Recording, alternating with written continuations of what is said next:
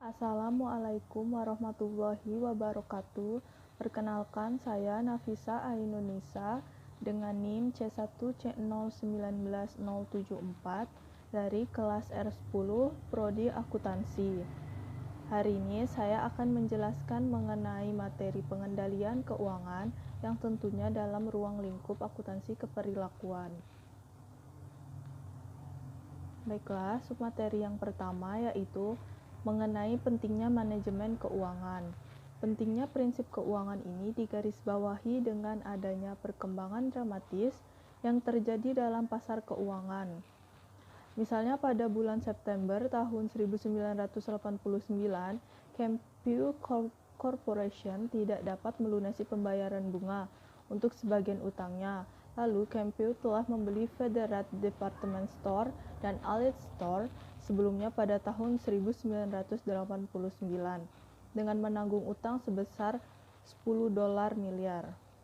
Kempu mencari tambahan utang untuk memenuhi pembayaran bunga yang jatuh tempo atas utang yang sudah ada dan mencoba menjual properti-properti utama seperti rangkaian toko serba ada Bloomingdale untuk mengurangi pokok pinjaman kegagalan.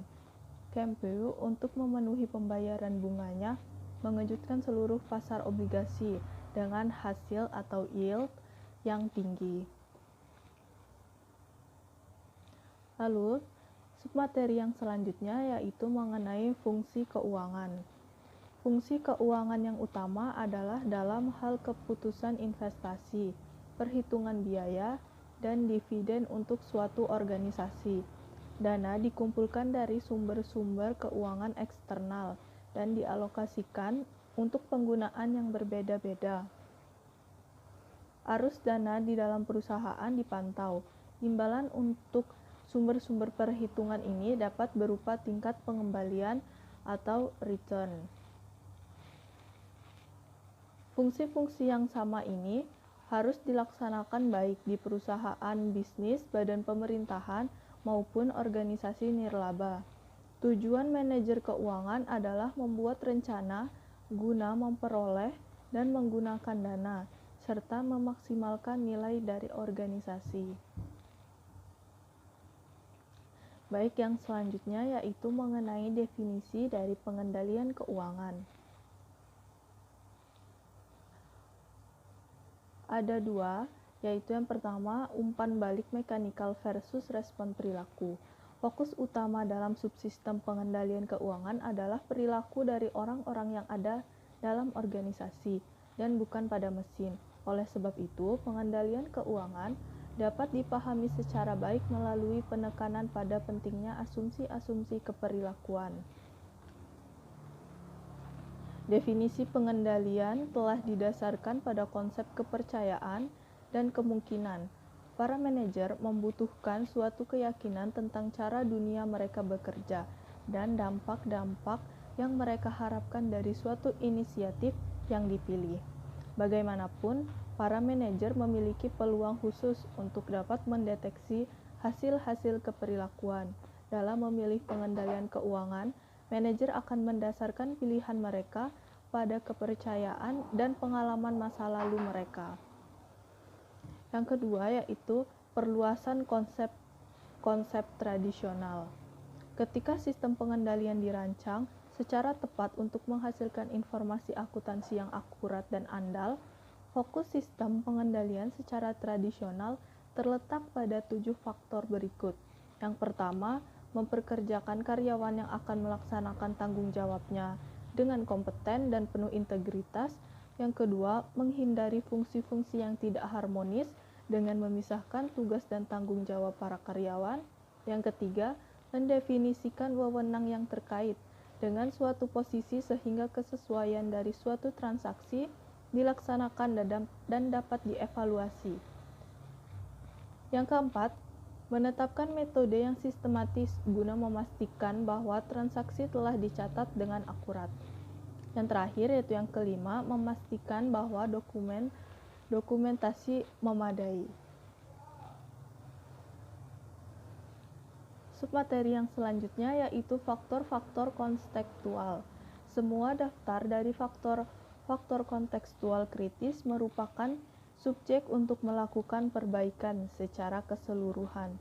Pada bagian ini, faktor-faktor kontekstual seperti ukuran, stabilitas lingkungan, motivasi keuangan, dan faktor proses akan dibahas.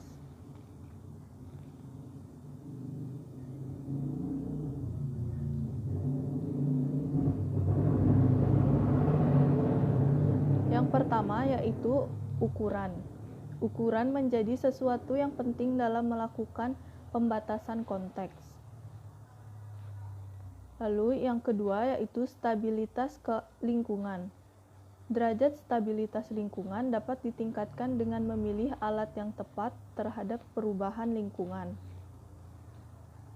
Lalu yang keempat yaitu ukuran-ukuran laba adalah penting dan meskipun sulit dapat menjadi indikator dari keberhasilan.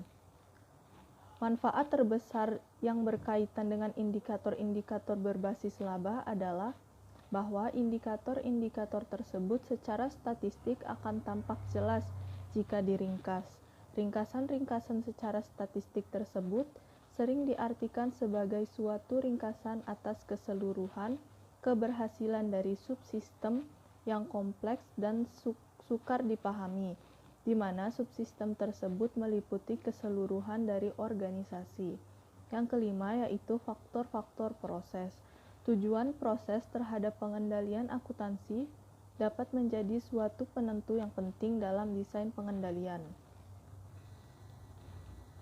Biaya yang tidak dapat dihindari terjadi pada unit-unit dalam perusahaan, seperti riset dan pengembangan, pemasaran, dan administrasi karyawan. Hal ini sering menimbulkan kesulitan dalam mendesain inisiatif-inisiatif pengendalian terhadap aplikasi biaya yang tidak dapat dihindari karena ketidakpastian dalam pengaruh pengendalian. Submateri yang selanjutnya yaitu mengenai pengendalian dalam era pemberdayaan. Para manajer cenderung mengartikan pengendalian secara sempit, seperti mengukur kemajuan terhadap rencana untuk menjamin pencapaian tujuan yang telah ditentukan. Suatu sistem pengendalian diagnostik atau diagnostic system hanya merupakan salah satu unsur pengendalian. Unsur yang pertama yaitu sistem pengendalian diagnostik.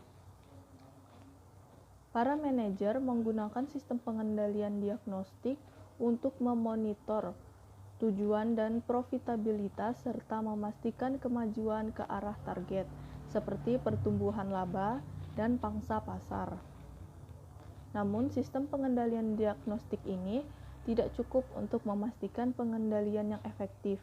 Pada kenyataannya, sistem ini menciptakan tekanan yang dapat menimbulkan kegagalan pengendalian, bahkan krisis.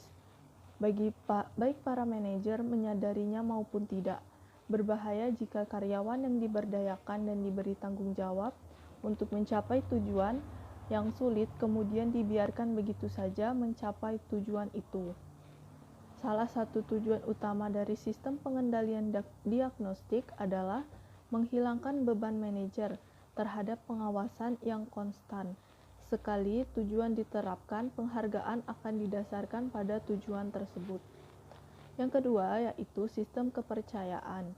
Sistem ini mengarahkan perhatian karyawan pada tujuan utama bisnis, cara organisasi menciptakan nilai, upaya untuk mencapai tingkat kinerja organisasi, dan cara seseorang diharapkan untuk mengatur hubungan internal dan eksternal. Sistem ini dapat memotivasi individu untuk mencari cara-cara baru dari nilai yang diciptakan. Para karyawan memiliki suatu kebutuhan yang mendasar untuk berperan dan mengabdikan waktu serta tenaga usaha yang pantas, tetapi perusahaan seringkali menyulitkan para karyawan untuk melihat cara mereka memberikan kontribusi nilai pada perusahaan dengan cara yang dapat membuat perbedaan. Lalu yang ketiga yaitu sistem batasan.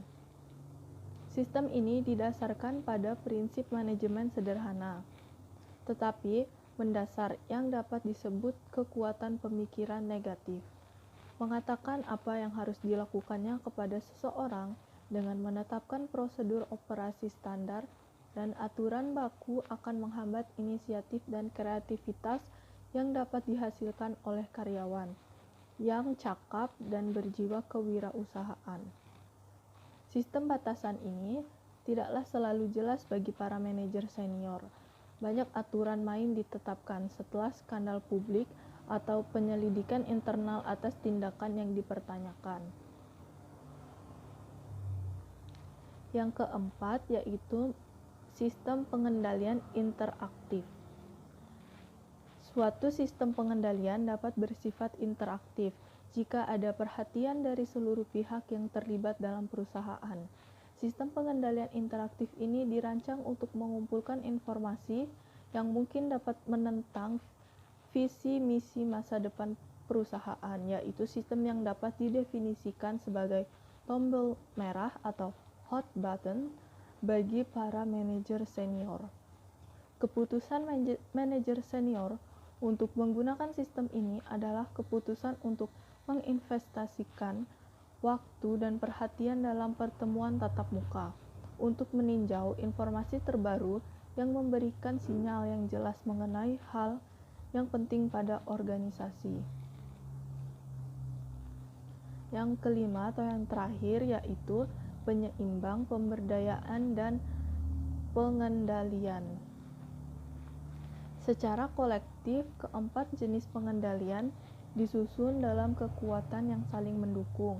Karena organisasi menjadi lebih kompleks, para manajer akan selalu berhubungan dengan kesempatan dan kekuatan kompetitif yang bertambah, serta penurunan dalam waktu dan perhatian untuk mencapai keuntungan dari inovasi dan kreativitas yang tidak dapat dicapai dengan mengorbankan pengendalian.